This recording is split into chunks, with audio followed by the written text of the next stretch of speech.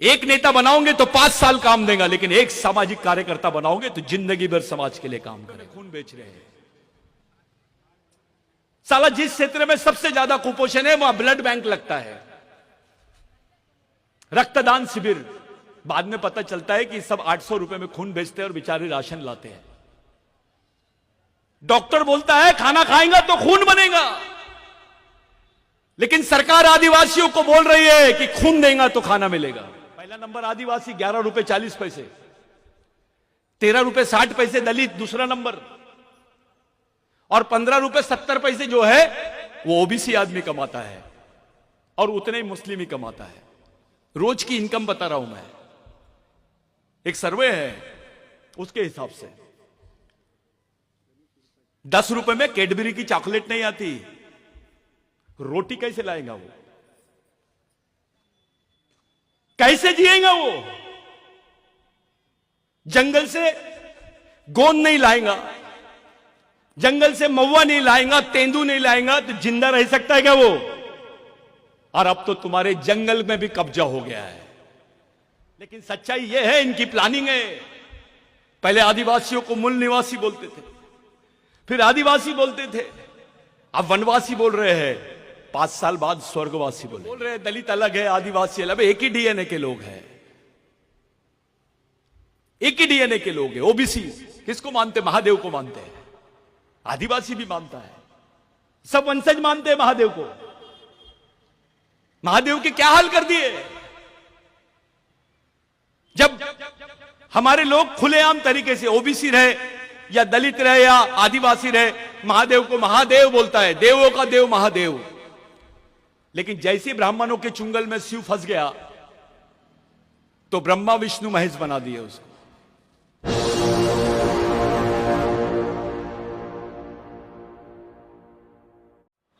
लिंगो, गोंड को लगता है मैं लिंगो, लिंगो मेरा है, गोंड है, राजगोंड है।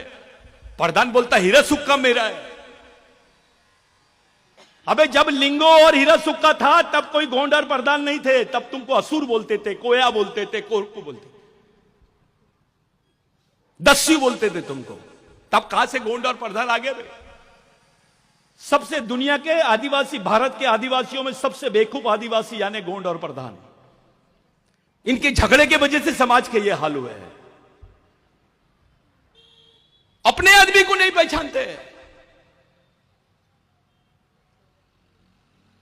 जो बिरसा मुंडा का आंदोलन था, मेन बात पे आ जाते हैं। 1 लाख लोग मरे, उनके रिकॉर्ड पे नाम नहीं है। 6 साल के बच्चे से लेकर तो 70 साल का बूढ़ा भी आदिवासी मरा है उसमें। सबसे ज्यादा संख्या में महिलाएं मरी। उधर बंदूकें थी और इधर सिर्फ तीर कम था। बिरसा मुंडा ने उस लड़ाई को जीता है। उस लड़ाई का नतीजा था कि ब्रिटिश गवर्नमेंट इंग्लैंड में जाके एक कानून बनाई जिसको लैंड एक्विजिशन एक्ट बोलते हैं, जिसको भूमि संपादन अधिनियम बोलते हैं, जिसमें लिखा हुआ है कि आदिवासी की जमीन गैर आदिवासी नहीं ले सकता है, और गैर आदिवासी तो क्या सरकार भी नहीं ले सकती है। अगर यह कानून नहीं होता तो अपने गरीब आदिवासियों के पास में जमीन नहीं होती, अपने जो राजा घराने के लोग हैं उनके पास भी जमीन नहीं होती, क्योंकि दूसरे लोग आदिवासियों को सम्मान नहीं देते।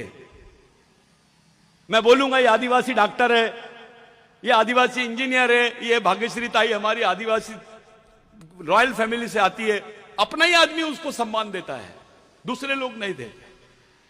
ये सच्चाई है। बाबा साहब को दलितों का नेता, ओबीसी समाज के महात्मा फुले का नेता। बे बाबा साहब तो पूरे देश का बाप था। महात्मा फुले जिससे बाबा साहब ने प्रेरणा ली, बिरसा मुंडा जिससे बाबा साहब ने प्रेरणा ली। कुछ लोग मेरे को पूछते हैं कहां लिखा हुआ है, तो मैं ये जमीन पे बोल रहा हूं, गढ़चिरौली की नर्मदा का जो यहां का जमीन का आंदोलन था। कौन सी नदी है?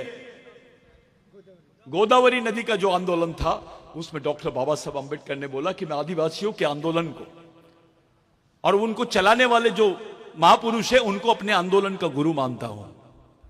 बाबा साहब ने बिरसा मुंडा का स्पेसिफिक नाम नहीं लिया था, लेकिन उसका एक ही आंदोलन चल रहा था पूरे पश्चिम बंगाल में। तब झारखंड, पश्चिम बंगाल, उड़ीसा और बिहार एक ही प्रीमाइसेस में थे, जिसको नॉर्थ प्रोविंस बोलते हैं। पहले हमारी राजधानी थी मध्य प्रदेश की, सीपी एंड बरार की, नागपुर। यह मालूम होना चाहिए। बाबा साहब बौद्ध धर्म लेने के पहले आदि धर्म ले रहे थे। आदि धर्म की तरफ झुकाव था बाबा साहब का। ऐसे कई राज्य हैं जहां पर जो दलित है, जैसे यहां का आदिवासी उत्तर प्रदेश में दलित है। यहां के गोंड को उत्तर प्रदेश में शेड्यूल कास्ट बोलते हैं। यहां के महार को उधर अरुणाचल के बाद में वहां पर उसको आदिवासी बोलते हैं। तो उस वक्त डिक्लेरेशन था, ये जो बोल रहे हैं दलित अलग है, आदिवासी अलग, एक ही डीएनए के लोग हैं, एक ही डीएनए के लोग हैं। ओबीसी किसको मानते? महादेव को मानते हैं। आदिवासी भी मानता है, सब वंशज मानते हैं महादेव को। महादेव के क्या हाल कर दिए? जब हमारे लोग खुलेआम तरीके से ओबीसी रहे या दलित रहे या आदिवासी रहे, महादेव को महादेव बोलता है, देवों का देव महादेव। लेकिन जैसे ब्राह्मणों के चुंगल में शिव फंस गया तो ब्रह्मा विष्णु महेश बना दिए उसको, तीसरे नंबर का भगवान बनाए। इस मनुवादियों ने भगवान शिव को नहीं छोड़ा, तुमको कैसे छोड़ेंगे? यह सच्चाई है। मैं एक सवाल खड़ा किया था जब भी, कि इस देश का सुप्रीम कोर्ट बोलता है कि भगवान राम यहां पैदा हुए तो सब लोग मान लिए। इसी देश का सुप्रीम कोर्ट बोलता है कि आदिवासी देश के मूल मालिक है, नहीं मान रहे हैं। खुलेआम प्रधानमंत्री जी जनजाति गौरव उत्सव मनाते हैं। अरे भाई, आदिवासी गौरव उत्सव बोल तो सही, डर रहे क्यों? किससे डर रहे हैं? लेकिन सच्चाई यह है, इनकी प्लानिंग है। पहले आदिवासियों को मूल निवासी बोलते थे, फिर आदिवासी बोलते थे, अब वनवासी बोल रहे हैं, 5 साल बाद स्वर्गवासी बोलेंगे। ये सच्चाई है। ये जो हालत है गढ़चिरौली के, पूरे देश में सबसे ज्यादा अगर पिछड़ा हुआ कोई समाज है या सामाजिक स्थिति किसी जगह पर है तो वो गढ़चिरौली की है। 11 रुपए 40 पैसा कमाता है एक आदमी गढ़चिरौली का। पहला नंबर आदिवासी 11 रुपए 40 पैसे, 13 रुपए 60 पैसे दलित दूसरा नंबर, और 15 रुपए 70 पैसे जो है वो ओबीसी आदमी कमाता है, और उतने ही मुस्लिम ही कमाता है।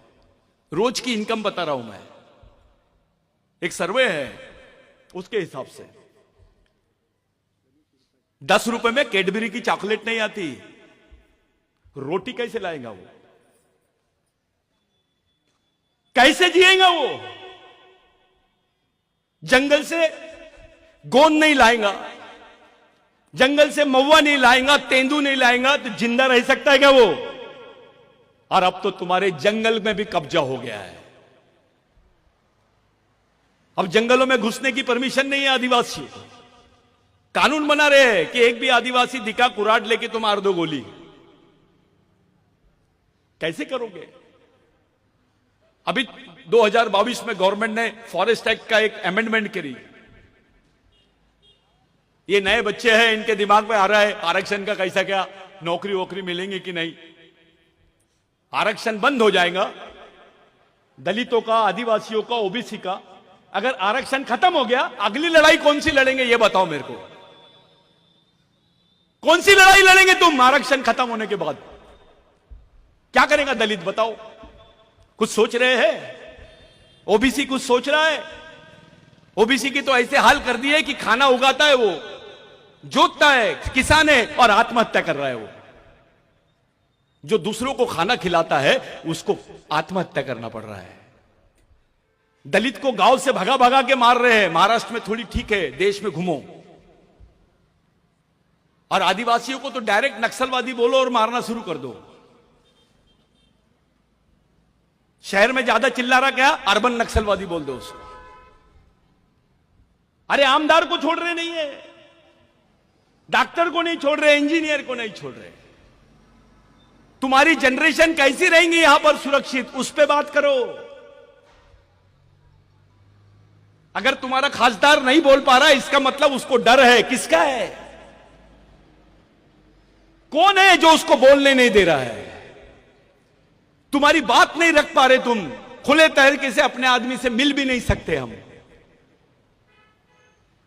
ये सूरजरगढ़ का अकेला प्रोजेक्ट नहीं है, 25 प्रोजेक्ट है, उससे ज्यादा है। 44,000 हेक्टेयर जमीन गवर्नमेंट एक्वायर करेंगी, 27 गांव उड़ जाएंगे, करीब करीब 19,000 लोग हमेशा हमेशा के लिए खत्म हो जाएंगे, 62,000 हेक्टेयर जमीन तुम्हारी छीन ली जाएंगी, आधा गढ़चिरौली साफ हो जाएगा।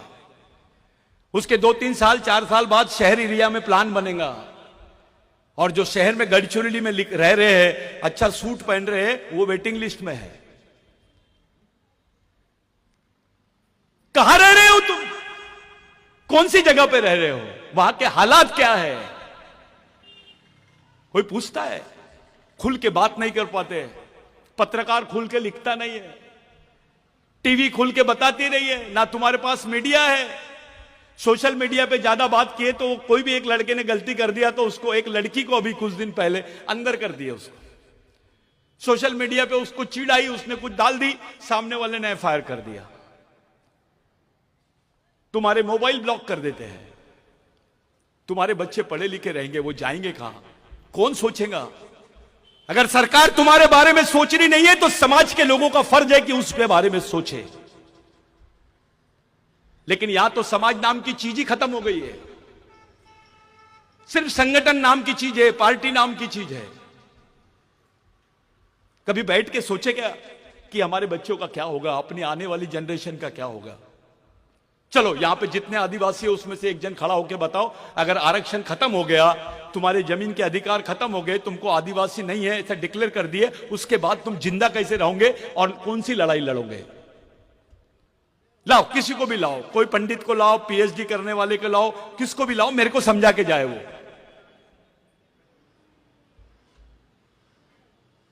क्या करोगे तुम? ये जो बच्चे नाच रहे थे ना, यही लोग रहेंगे तुमको गाली देने वाले कि जब मेरी जिंदगी का फैसला हो रहा था तो मेरा बाप दारू पी के सो रहा था, मेरी मां भगवान को अगरबत्ती लगा रही थी। बिरसा मुंडा को तो नाम ले लिया आपने, बिरसा मुंडा की विचारधारा नहीं देखे। बिरसा मुंडा ने बोला जल जमीन जंगल और सम्मान मांगने वाली चीज नहीं है, इसको हासिल करने के लिए छीनना पड़ता है और उसके लिए एक व्यापक वातावरण बनाना पड़ता है। उसके लिए संगठन की नहीं, मिशन की जरूरत पड़ती है। बिरसा मुंडा ने बोला कि जिस समाज की सामाजिक समस्या नहीं होती है उसकी कोई समस्या नहीं होती है, और जिस समाज की सामाजिक समस्या होती है उसकी समस्या ही समस्या होती है। तुम्हारी सामाजिक समस्या यह है कि तुम आपस में बटे हुए, जाति के नाम से, पार्टी के नाम पे, क्षेत्र के नाम पे, संगठन के नाम पे, नेता के नाम पे। जिस दिन समाज की आंतरिक समस्या सॉल्व हो जाएंगी, सब सॉल्व हो जाएंगी। थोड़े देर के लिए एक उदाहरण देता हूं। मेरे पास कल कुछ लोग मेरा घेराव किए, अरे सतीश पेंदाम बहुत बड़ी बड़ी बातें करता है, आदिवासियों के बारे में बता, यहां के आदिवासियों के बारे में बोल, हम कैसे बचेंगे उसके बारे में बता। मैंने उससे एक ही बात पूछा, एक ही साथ एक ही दिन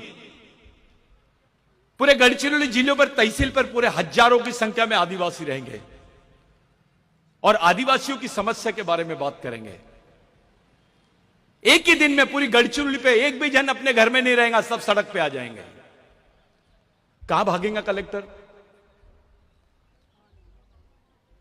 कहां भागेगा नेता? कहां भागेंगी पुलिस? इतनी बड़ी संख्या में होने के बावजूद, इतना बड़ा आदिवासी परिवार होने के बावजूद आदिवासी खामोश है और देख रहा है उसके भाई को पीट रहे हैं। इतना मरा हुआ समाज तो नहीं है भाई। दलित भाइयों में भी एक अंबेडकरी भाई को कुछ बोले तो नीला झंडा पकड़ के निकल जाता है वो। 5 घर रहे भी तो चले जाते कलेक्टर ऑफिस और कमिश्नर ऑफिस, क्योंकि बाबा साहब की सोच है उनके दिमाग में। हमारे आदमी ने तो बाबूराव शर्मा के को समझा ही नहीं, किताब लिख देता है बाबूराव शर्मा के राजगुण, एक लिखता है प्रधानांचा वारिस, एक लिखता है माड़िया गोंड। अब ये सोच है कि मजाक है? बाबूराव शर्मा की सोच को उसका विस्तार कर रहे हैं कि उसको कम कर रहे हो, तुम उसको खत्म कर रहे हो। मैं 3 मुद्दे बहुत महत्वपूर्ण रख रहा हूं, चाहे वो ओबीसी रहे, दलित रहे, मुस्लिम रहे, कोई भी रहे। 3 साल बाद में किसी के भी लायक गढ़चिरौली रहने लायक नहीं रहेगा, क्योंकि गढ़चिरौली की 70% जमीन जो है वो कारखाने में तब्दील हो जाएंगी। भारत का सबसे बड़ा मिनरल क्षेत्र जो है, यहां पे जो माइनिंग क्षेत्र है वो गढ़चिरौली बनने वाला है। एक एग्जांपल देता हूं, अभी जो चालू है ना काम सुरजागढ़ का, इतने सारे, इससे समझ में आता है कि 200 सवा 200 करोड़ रुपए रोज का वो काम है। नेपाल देश है, 200 करोड़ रुपए रोज की इनकम नहीं है, उसकी रेवेन्यू नहीं है, पाकिस्तान की रेवेन्यू नहीं है, बांग्लादेश की नहीं है। गढ़चिरौली एक देश बन गया है, देश में। भारत के किसी भी कोने में जाओ और बताओ मैं गढ़चिरौली से आया हूं, तो पहले नीचे ऊपर देखता है। महिला ने भी बोली कि मैं गढ़चिरौली से आई हूं, तो उसको भी नीचे ऊपर देखते हैं। यह पहचान बना दिए है, चाहे ओबीसी हो, एससी हो या एसटी हो या मुस्लिम हो। मेरे भाइयों, अपने बच्चों को कैसे बचाओगे इसके बारे में पहला बताओ। अगर आरक्षण खत्म हो गया, तुम्हारी पहचान खत्म हो गई। अंतर्राष्ट्रीय संविधान में भी बोल दिया गया कि आदिवासी भारत में नहीं रहते हैं, तो आज भारत के संविधान में बाबा साहब था, जयपाल मुंडा था, तो तुमको कुछ मिल गया। बाबूराव शर्मा के था, टंट्या भील था, राघोजी भांगरे था, बिरसा मुंडा था, तो तुमको कुछ मिल गया। महात्मा फुले था करके कुछ मिल गया। 2025 में इंटरनेशनल कॉन्स्टिट्यूशन बनने जा रहा है। अब इंटरनेशनल कॉन्स्टिट्यूशन यानी अंतर्राष्ट्रीय संविधान, वे भारत के संविधान में तुम्हारा स्थान नहीं है। तुम्हारे को 5वीं अनुसूची के अधिकार है, 75 साल बाद भी तुमको नहीं मिल पा रहे हैं। तुम्हारा आरक्षण था, दूसरों को दे दिए। अगर अंतर्राष्ट्रीय संविधान में लिख दिया गया कि आदिवासी भारत में नहीं है, तो तुमको कौन सी सुविधा मिलेंगी और तुम जिंदा कैसे रहोगे? ये गढ़चिरौली के लोग कपड़े पहन के हैं, थोड़ा अंदर जाओ, बस्तर बॉर्डर पे जाओ, छत्तीसगढ़ में जाओ, झारखंड में जाओ, उड़ीसा में जाओ। मैं ऐसे घर बताता हूं जहां मैं जाता हूं, 3 दिन में एक बार खाना बनता है। 3 दिन में एक बार खाना बनता है। मैंने लॉकडाउन में आदिवासियों को घास पकाते हुए देखा हूं, पत्थरों को उबालते हुए देखा हूं। ये हालत है अपने समाज की। काम नहीं है मेलघाट में, लोगों को भूख से मर रहे हैं ताई, काम नहीं है उनके पास, भूख से मर रहे हैं, 800 रुपए में खून बेच रहे हैं। साला जिस क्षेत्र में सबसे ज्यादा कुपोषण है वहां ब्लड बैंक लगता है, रक्तदान शिविर। बाद में पता चलता है कि सब 800 रुपए में खून बेचते हैं और बेचारे राशन लाते हैं। डॉक्टर बोलता है खाना खाएगा तो खून बनेगा, लेकिन सरकार आदिवासियों को बोल रही है कि खून देगा तो खाना मिलेगा। यह सच्चाई है। ऐसी अवस्था आदिवासियों की है। कोई अपने बच्चों को बेच रहा है, कोई अपनी किडनी बेच रहा है। मैं ऐसे क्षेत्र है जहां पे आदिवासी बच्चे गायब होते थे, उनकी इंटरनेशनल लेवल पे किडनियां बिकती है। आदिवासी का 800 रुपए में खून लेते हैं और इंटरनेशनल लेवल पे 8000 रुपए में बिकता है आदिवासियों का एक बॉटल खून, क्योंकि उसमें रेजिस्टेंस पावर ज्यादा रहता है। ये तुम्हारे समाज के साथ में हो रहा है। ऐसा कौन से समाज के साथ में हो रहा है? कौन सा काम कर रहे हैं तुम? संगठन बनाने से नहीं चलेगा, वैचारिक मिशन खड़ा करना पड़ेगा समाज का। एक नेता बनाओगे तो 5 साल काम देगा, लेकिन एक सामाजिक कार्यकर्ता बनाओगे तो जिंदगी भर समाज के लिए काम करेगा। यह परमानेंट प्रोसेस है, इस पर काम करो।